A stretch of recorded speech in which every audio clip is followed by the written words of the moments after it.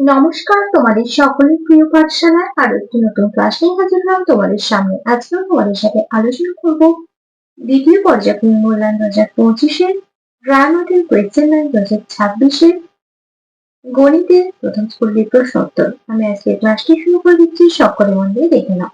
প্রথম স্কুলটির নাম হলো Arambagh girls junior basic school.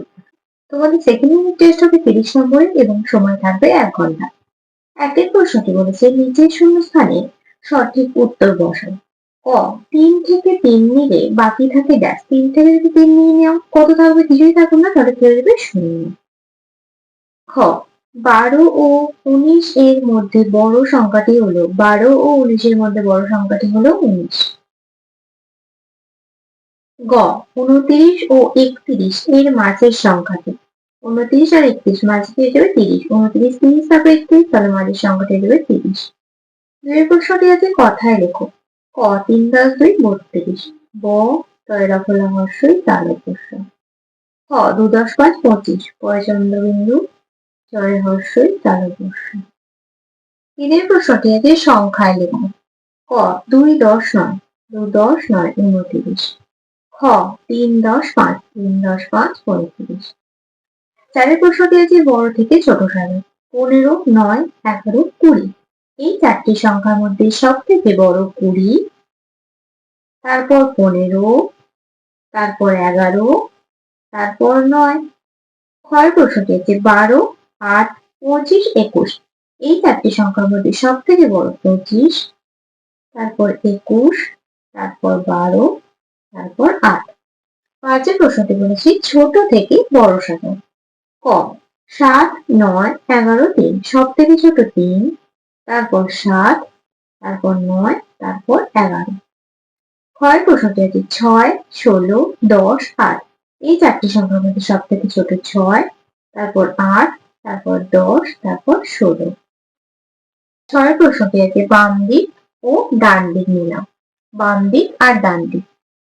ক 6 6 - 4। তাহলে 6 - 4 করলে কত হবে? 2। 5 + 2। 5 + 2 করলে হবে 7। 9 - 3 করলে হবে 6।